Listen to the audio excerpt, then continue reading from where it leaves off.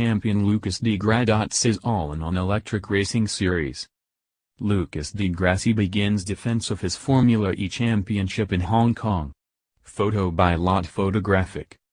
Reigning Formula E champion Lucas di Grassi has done just about everything in racing, from Formula 1 to Le Mans, but the 33-year-old Brazilian feels that the electric series is his most challenging adventure yet.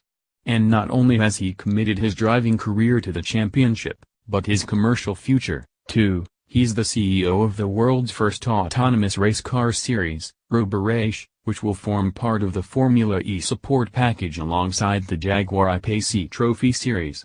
Formula E is one of the most difficult championships you will ever find as a driver because the one-day format means you have to be straight on it, says di Grassi.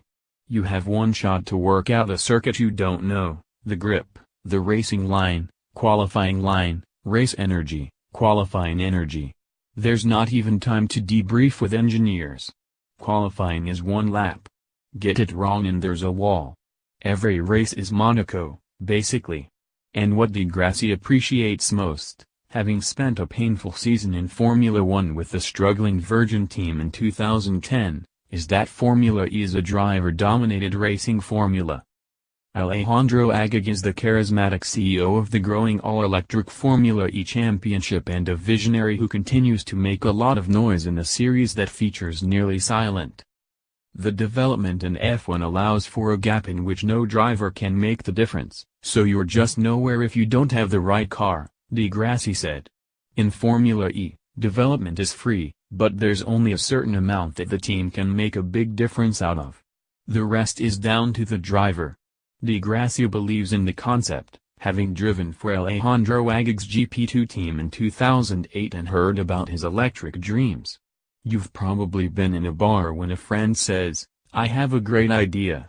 How many times have you heard that? Di Grassi says.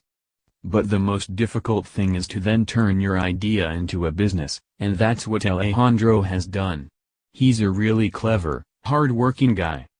Formula E boss Alejandro Agag does not think Ferrari is serious about leaving Formula 1 for the Formula E series anytime soon. Said to be annoyed about the direction of F1 under Liberty.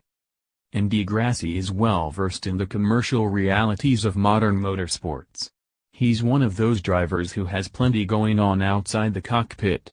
Every manufacturer will have to come up with products that fit legislation of the future, which is fully electric, he says. So, the cost of Formula E is still low for the return you get in terms of the technology you develop. What's the point of developing a front wing in Formula 1 with 20 elements? You won't be able to put that anywhere. The concept of Formula E is this: why waste money in areas which you cannot justify as useful R&D? Much more than any other motorsport series, we can take the technology straight out of the race car and into a road car, because you are talking about software, you are talking about coding, you are talking about the development of more efficient inverters and motors and gearboxes, the entire electric drivetrain, basically. By Anthony Peacock. Racing, Formula E.